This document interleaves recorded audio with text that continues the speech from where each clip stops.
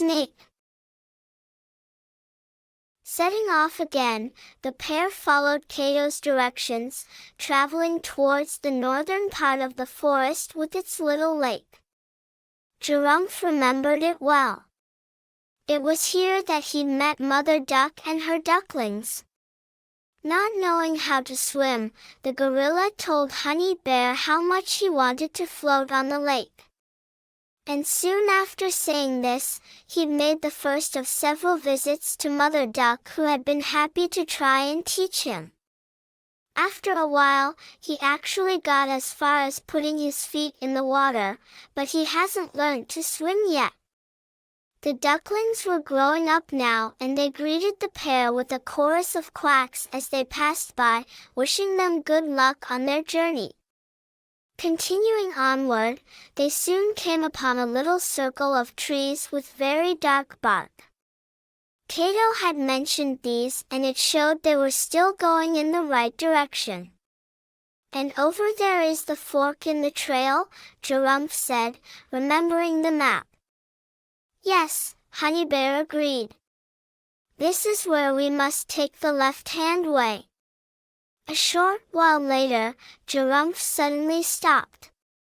"Look," he said, pointing up ahead. "We're coming to the place where the forest ends." Honey Bear felt excited, but also a little nervous because she'd never left the forest before. Peering beyond the last tree, she could see a trail leading away into rocky hills. "I remember this now," Jurumf said. "This is the way I came. It's all coming back to me." They could see a path rising gradually into the hills, with a river flowing between large boulders. The water sparkled in the sunlight as it hurried over smooth rocks. Honey Bear thought how strange it was to have left the forest and kept looking up at the sky, which was almost all blue except for one small cloud.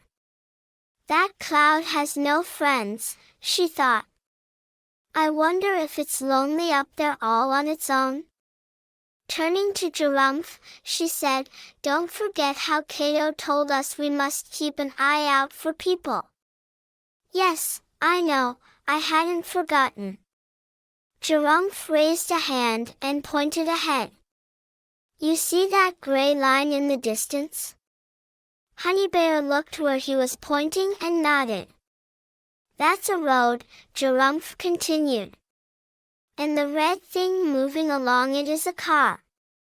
After a little while, the path they followed came down out of the rocky hills. Up ahead was a large sandy area with bushes and small trees leading to the road, which was much nearer now. Soon they were hiding behind a bush right by the roadside. Two cars went by, one much bigger than the other. The big one was a silver color and the smaller one blue. "We must look very carefully both ways before we cross," Jurumf told Honey Bear. His friend nodded and, when there were no cars in sight, they hurried across and stood in the shelter of a large bush bursting with blackberries. Honey Bear tried one and found it nice and sweet. "Mm," she said, picking some more and popping them into her mouth. "These are really good. If Cato's directions are correct, the zoo is not too far away," said Jurumf. They kept going, and successfully managed to cross another road before being forced to hide in a tree while a group of people passed by, only just managing to climb up in time. "That was close," said Jurumf. "I thought for a moment they'd seen us." He climbed a little higher and looked out from the top of the tree. "Oh, I say," he called out. "It's there, the zoo. I can see the giraffes." "Let me look," said Honey Bear, climbing up next to him. She peered out through the leaves. "Don't they look strange with their long necks? I've never seen animals like this before." What we need to do now, said Giraffe, is think of a plan. What kind of a plan? Well, we have to work out the best way for us to get into the zoo and meet the animals, without us being seen. Honey Bear and Giraffe decided to stay in the tree while they tried to come up with a plan. But the harder they thought, the more difficult it seemed to become.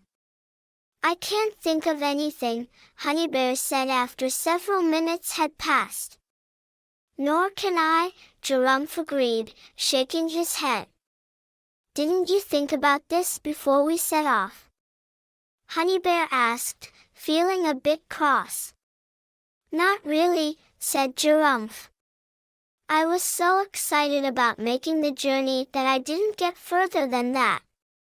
He Giraffed rather apologetically. I'm sorry, I know I should have. What are we going to do? Said Honey Bear. We've come all this way. All right, said Giraffe. Don't give up. We just have to think a little harder. He scratched his head with his large hairy hand and, after a few moments, began to get an idea. Well, first of all, I think we should visit the zoo at night. I don't think it's going to be possible for us to get into the zoo during the day without being spotted. He looked across at Honey Bear, who was nodding in agreement. But the thing is, if we do this, it would be better to contact the animals in some way first so they know to expect us. If we creep up on them after dark, they will probably get frightened and make a lot of noise, and this will bring the keepers out. He shook his head. But I can't think of a way to let them know. Perhaps I can help, said a voice. Both Honey Bear and Giraffe looked around but were unable to see who had just spoken. Over here, the voice came again. I'm on the branch just above you. Looking up, they saw a rather fine-looking bird with bright blue in its feathers. Who are you? Asked Honey Bear. And how do you think you can help us? Added Giraffe. Well, said the bird. To answer your questions, my name is Jip and I think I have an idea which may solve your problem. The bird cocked its head, adding, by the way, I didn't mean to listen in to your conversation, but I couldn't help overhearing what you were saying. What sort of bird are you? Asked Honey Bear. I'm a jay, said Jip. Can't you see the blue in my feathers?